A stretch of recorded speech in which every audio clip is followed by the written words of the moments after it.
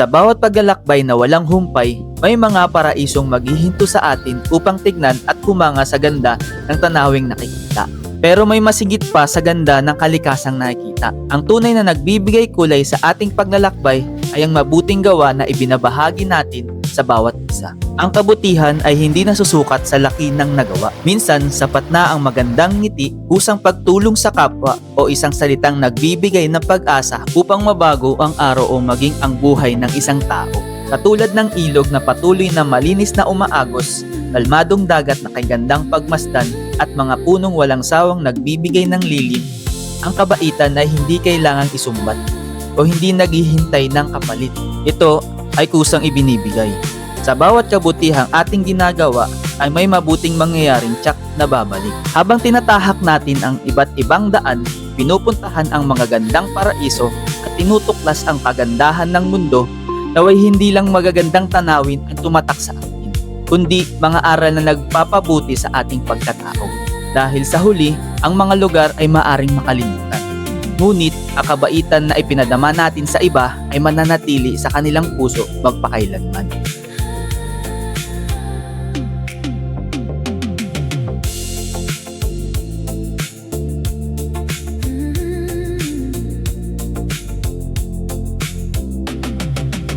Morning mga ka-roamer, nandito tayo sa sariling ating beach camp sa may mga tropa.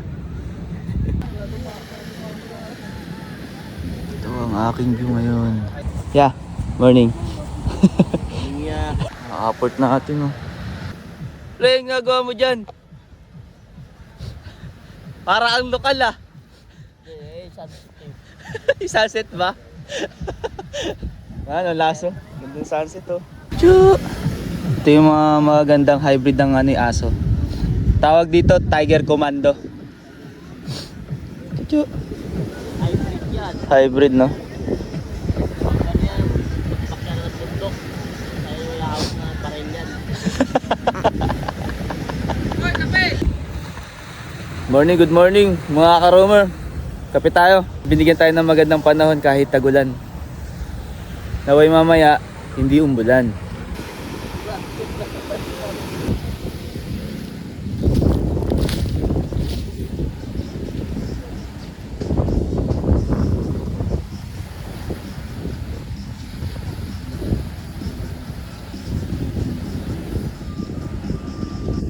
May ligo ka ba?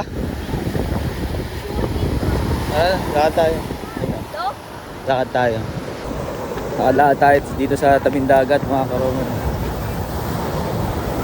Kasama ko si Matthew. Matt! Yung pamangkin ko. Lakad lang.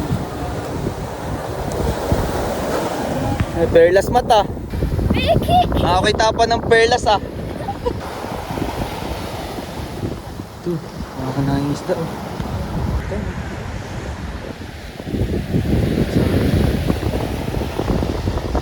Dito nagtatagpo yung ilog saka yung dagat, oh. First time natin dito mga ka-roamer. Lalakad lang sa tabing dagat mag-isa. Naiwan ko yung pamangkin ko andun sa dulo, gahanap ng mga maliliit na talangka. Yeah. Tingnan nyo to guys, oh. Gumuho na yung lupa, oh. Ito, malapit na, oh.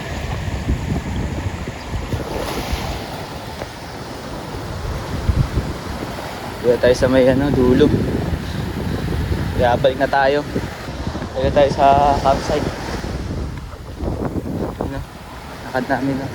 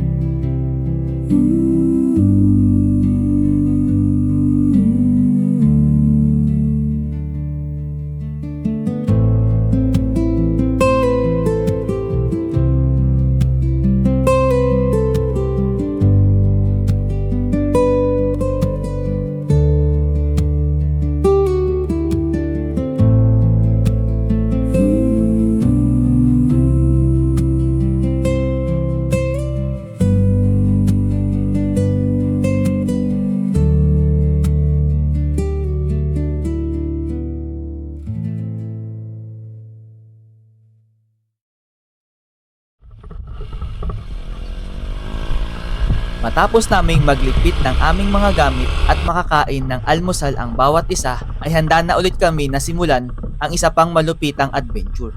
Hindi pa dito matatapos ang aming paglalakbay dahil may isa na namang magandang destinasyon ang naghihintay.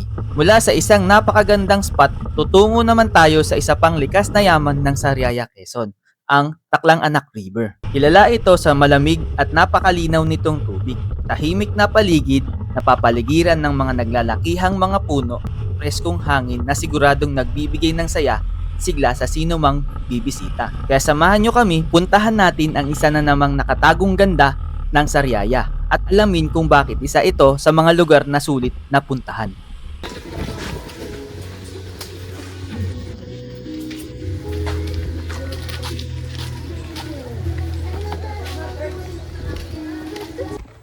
OTW mga ka-roamer sa Taklang Anak. Ayan. Sila. Babalik tayo ulit dito. Mat. Mat, tingin sa daan ha. Baka madapa ka na naman. Andun ang paligid oh. May mga naliligo pa guys oh.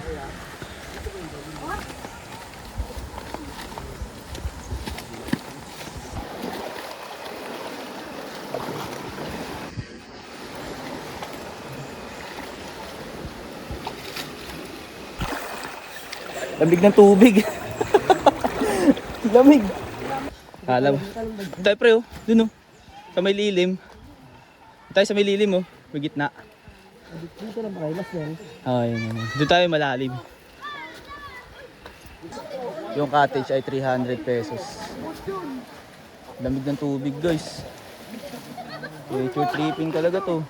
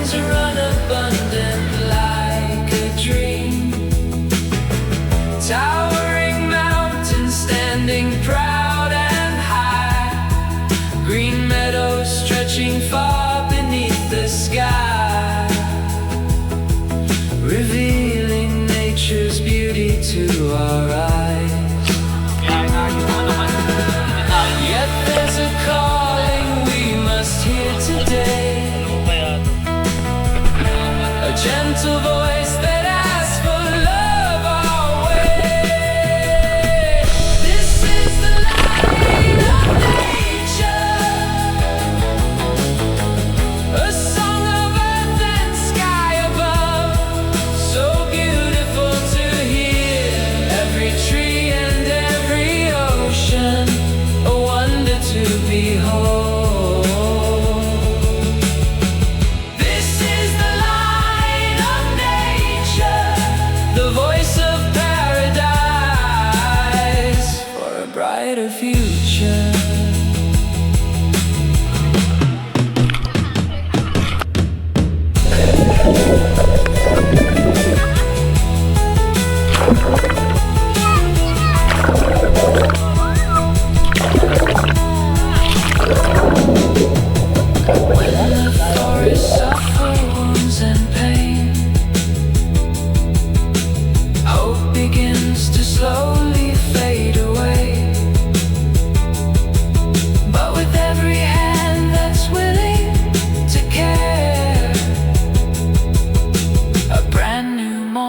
blossoms in the air.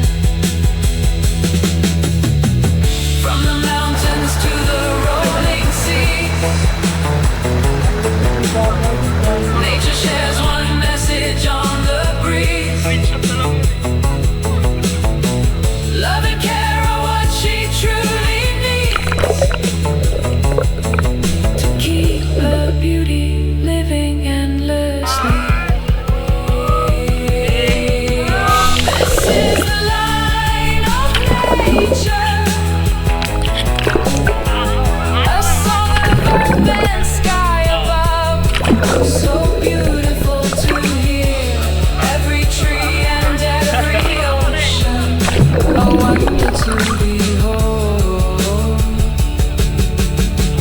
This is the line of nature, the voice of paradise for a brighter future.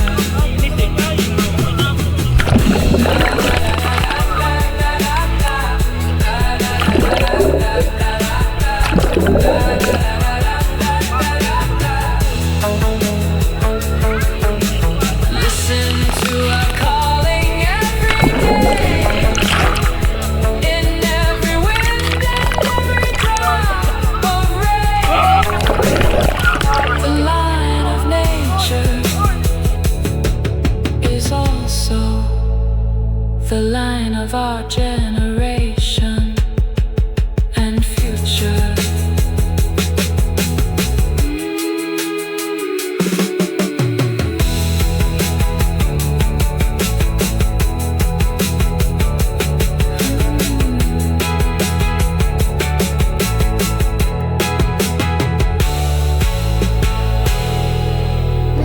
May mga naglalakasang player, oh.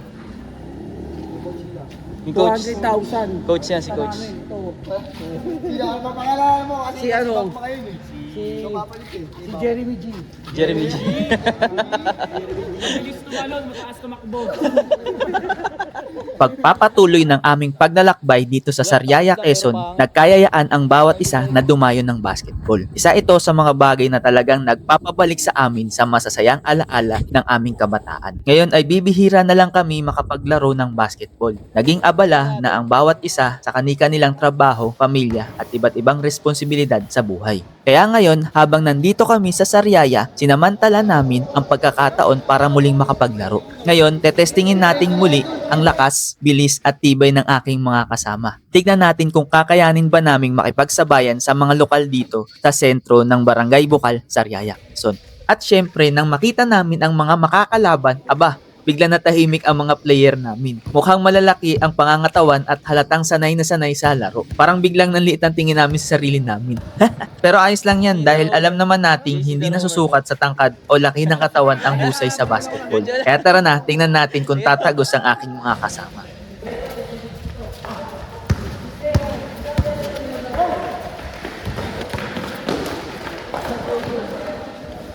Oh, walis, walis! Madulas! Winalis muna, winalis. Delikado.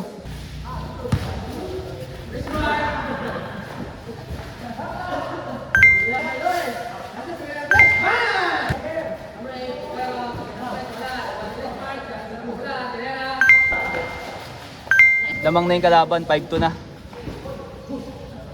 Nice one. Magagaling din, mga taga Bukal, oh. Galing, ganda na pasa, oh. Sayang. Nice one. 5-4. Nice one. All. Dang. Tiranoy.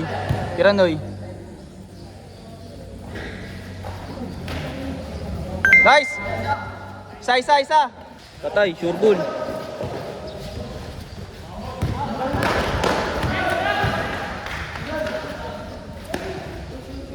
Nice. 7-5. Nice one. Change.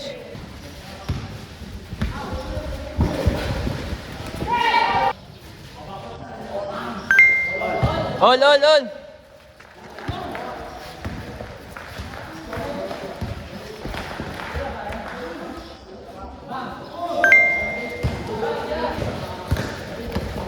Galing to, sure ball yun. Ganda na pa. Super. Nice one. Nice! All!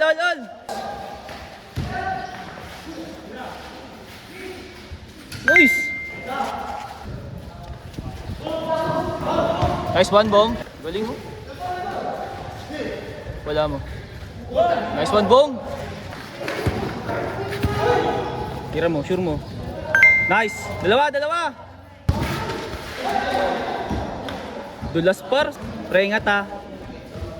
Galing to. Sure ball ha, sure ball.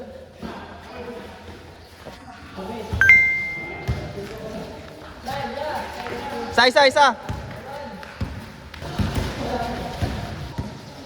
Ingat ha, ingat. Tatlo. Ayun o.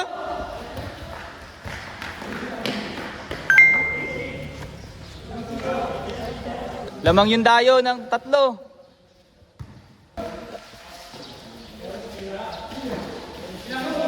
Relax. Nice one. 4-1.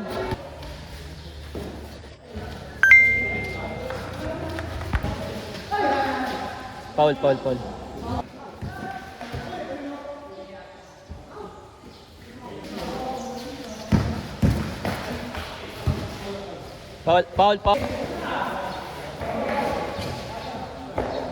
Foul. Nice! Sayang! Okay lang.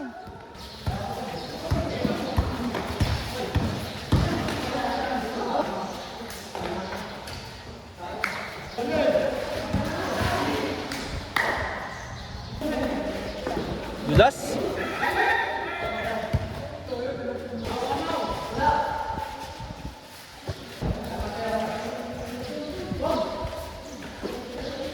Shooter.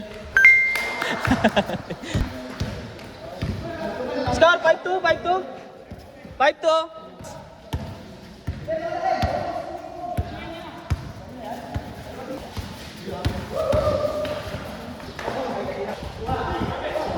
Hey! Pusa, last. Coach, ano comment mo, coach? Naiya mo na si coach eh. Sa bawat laro, hindi mo masasabing panalo ka hanggat hindi pa natatapos ang laban. Akala namin kami na ang may hawak ng panalo dahil nauna kaming class. Pero tila hindi kami sinwerte. Unti-unting nakahabol ang aming mga kalaban hanggang sa maitabla ang laro at umabot sa all last. Doon mo talaga mapapatunayan na sa basketball walang kasiguraduhan Patay, sure boy. hanggat hindi pa pumapasok ang huling score. Isang tira na lang ang pagitan ng tagumpay at pagkatalo. At sa huli, mapapangiti ka na lang at masasabing bilog nga talaga ang bola. All last to. All last. Nabutan pa. All last.